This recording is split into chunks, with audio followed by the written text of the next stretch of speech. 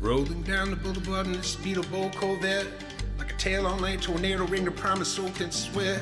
One hand on the glass pipe, the other on the wheel.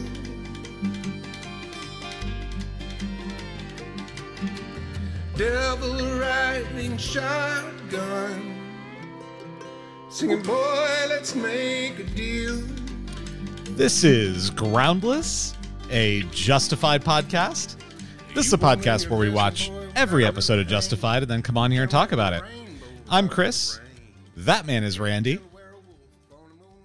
Greetings from my car. Greetings indeed from the car. So we're doing some makeshift recording this week. We'll be doing some makeshift recording a little bit later this season too, because it is that time of the year. It's vacation season, but we wanted to make sure we get this content out because the airing of Justified doesn't stop. So we're here this week to talk about Season 1, Episode 3 of Justified City Primeval, an episode called Backstabbers. And, before we get into the details of the episode, I do want to remind everybody, I know we've got a lot of new listeners, so welcome, first of all, to all of you who have picked up the podcast thanks to Justified City Primeval. I will say the numbers have been really great, so thank you for all of you who are listening and tuning in. I will also ask you to please don't forget to subscribe, rate, and review. And we say it in that order because it's the easiest order to do it in. You hit the subscribe button in the upper corner of your podcast app, and what that's going to do is that's going to make sure every time we release a new episode, you automatically get it. You get notified on your device. It downloads for you. You don't have to worry about our production schedule being crazy because we're out of town. Rate is where you give us a rating of 5 stars in that podcast app, whatever podcast store you're using, whether that's the Apple Podcast Store, the Google Podcasts, or Spotify, whatever you're doing, give us a rating of 5 stars there. It really does help the show. It helps people find the show, and it helps make sure that we turn up towards the top of search results and all that fun stuff. So please do that. And then review is where you take the time to write us a written review telling us what you think about the show. We appreciate all of those of you who have done that so far. And if you will, just take a couple of minutes and write us a written review. We would really appreciate it. So thank you. Also, don't forget to check us out on social media. So we're at Groundless Pod and at Groundless Podcast. We're groundlesspodcast@gmail.com if you want to email us with your questions, your complaints, your corrections. We particularly love corrections, and your love troubles. We'll be happy to help you sort those out too. And that's it. So let's get into the episode here. So I'll start out with kind of an initial thought. I thought this was one of the weaker episodes of Justified that I've ever seen. I wasn't a super fan of this episode. I really liked the first 2 of this season.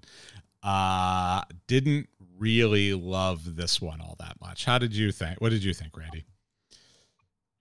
There were a couple of things that I noticed. I think you're right. I think it wasn't the strongest out of the whole. We're talking about everything, right? Yeah. I mean, we've only seen the first 3, so of this of City Primeval, but yeah, I would say it wasn't strong. I think there were even some problems. I mean, I'm talking to you from the phone, but I think there were some problems with the audio from the episode too. It seems like the music was kind of loud. I don't know. Like, did you get that thing? Like the background was. I absolutely did.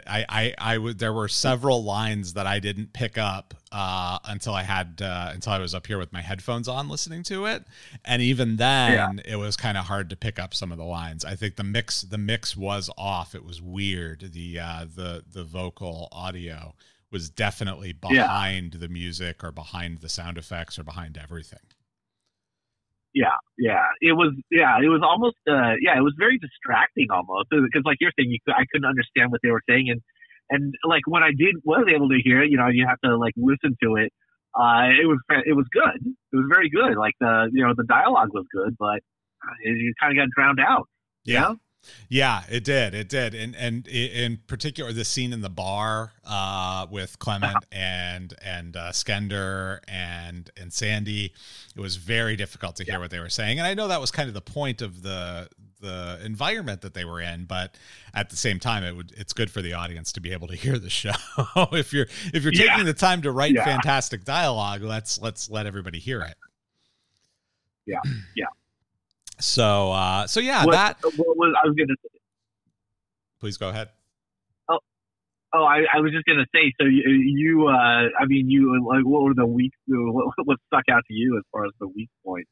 So I think there were a couple of things going on here, right? We spent an awful lot of time on the Raylan Willa father-daughter thing. And I know last week we talked a little bit about, wiener kid and what's the definition of a wiener kid. And she wasn't really a wiener kid in this very much, but it just wasn't all that compelling of a storyline at the same time, right?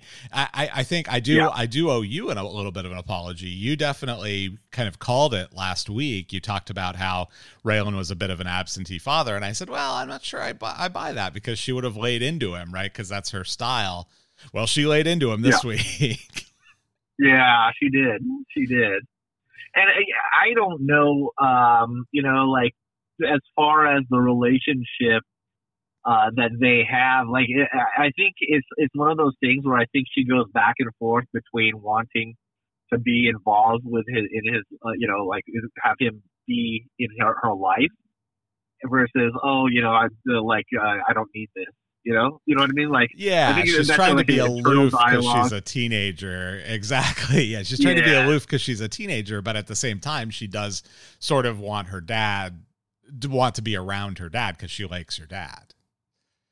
Yeah, but there's that dialogue, I think, that's going on in her mind, and which is, I think, is actually pretty strong as far as somebody who's in that position where they, like, this is their parent, right? This is their dad, but maybe he's not that great of a dad, And there's some people who say, he's your family no matter what, and then there are others who say that the healthiest thing for somebody who might be considered maybe even toxic as far as, like, in his position as being a father, that you need to cut them out.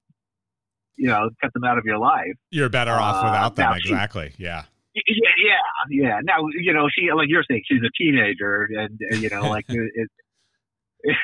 there's that part of it too. But at a certain point, it's like, maybe in, like, I don't know, 5-10 years or something like that, maybe that's what you need to do.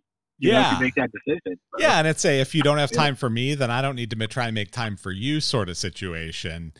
At the same time, right? He's got this job. It's not a 9-to-5 job. He takes it very, very seriously, probably more seriously than most. And so he is out there doing his job. And so I get a little annoyed when the kid's like, well, if you really wanted me here, you'd find a way to keep me safe. Well, there's a murderer running around who's basically killing anything he can lay hands on. Yeah, aside from the murdering lunatic running around, I can make room for you, but hey, priorities. It's so that was a little bit aggravating for me as I'm watching this. Like, this is such a tired trope, right? Every teenager does this in TV shows. They refuse to understand. It's the same trope as the guy who comes home and is like, we need to go right now. We need to pack a bag, and the wife or whatever is like, no, you need to tell me what's going on. It's like, God, yeah. Yeah, we're not moving. We're not doing anything until you tell me what's going on. Exactly. I'm telling you, we're in a tremendous amount of danger, and we need to go. Let me take 30 minutes to explain and answer all your questions. I mean, but if you think about it, like, what is like in this case, like, what did Winona find attractive about Raylan? It was him being focused on, like, that part as far as, like, his job, like, right. Being just, like, figuratively. But, when it comes down to it, like, she's trying to change him. Yes. Or not, she wasn't, but, like, it's what would you call that? Like a paradox or something? I don't know. It would be essentially, yeah. It's like I like you because you are somewhat distant and angry and very devoted to your job and very good at it, but I hate you because you're good at your job and devoted to it. The Givens paradox. There it is. Yeah. I had a note here that said that the only thing this episode was missing with the relationship between Raylan and his daughter was a audio of Arlo singing "Cats in the Cradle." Oh yeah. My boy was just like me.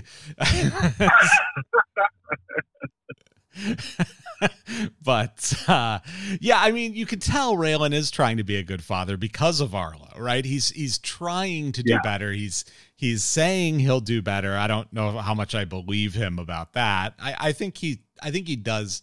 I don't think it's for lack of effort that this sort of thing happens to him. He has his priority scale might be a little bit out of whack especially at the age he is, and you think about what his career actually means at this point, his priorities might be a little out of order. Yeah. So, but I do like that he continues to not understand women even to a small degree, even if it's his daughter, right? Like he's talking to her at that diner and projecting his anger with the world and everyone in it onto her. And she's like, what are you talking about? I'm not angry. You're the one who's angry. I'm not angry. You're angry. I'm calmer than you are, dude. Calmer than you are. Yeah. Yeah. And actually, you know what? I think that it's the most charitable take I have as far as like their relationship, because it could be a lot worse as far as like what we've seen on screen, is that I do like I do feel for what both of them are trying to do. So as far as like it's just not working at this point. Yeah. So. Yeah, and so the last scene we get is Willa getting on a plane back to, she's heading to Tampa, but presumably back by way of heading to Miami by way of Tampa. And and so I think that will pretty much be the end of that storyline. That's the impression I got, is that felt like a resolution to me, or at least a mostly resolution. There might be an appearance here or there, but I think that's pretty much resolved. So we can focus on Clement Mansell and the Albanians and Sweetie and Carolyn and all that nonsense that's going on. So I'm eager to see how they move past this now. Well, I wonder, like, is there a payoff down the road though? Because we're at, how many episodes are going to be in this one? 8? There's 8 episodes, so there's five episodes left. Okay, all right. And it does feel like they're running out of time already, right? Yeah, it totally does. It totally does. So I wonder if there's a bigger payoff as far as like, why is she in the story? Yeah, I don't know. It'll be weird if there is, right? Because that would require either her to have gotten off that plane, which we all know you can't do once you're on the plane. They don't let you off. You remember Ted Lasso? The Ted Lasso's finale. Yes, exactly. Yeah. And so you've got either that happens or somehow Mansell makes it to Florida, which I can't imagine is the case either. I think we're getting set up for something else, and that actually segues nicely to so let's talk about the locals for a bit, right? Because they actually played a pretty big role here. Norbert and Maureen, they're kind of two sides of the same local cop coin, right? You've got Maureen, who seems to want to be a little bit more measured and a little bit more ordered about the way she does things, and Norbert, who just wants to bust heads. Yeah. Every time you say Norbert, I think Nordberg, OJ. OJ, yeah. my favorite heroin Frank. That's a tall order, Nordberg, but I'll see what I can do. Kills me every time. That's classic. But yeah, every time I hear Norbert, that's what I'm hearing. I hear Norbert. Yeah. What you were saying that. Watching him roll down the stairs at Dodger Stadium in a wheelchair. Oh, yeah.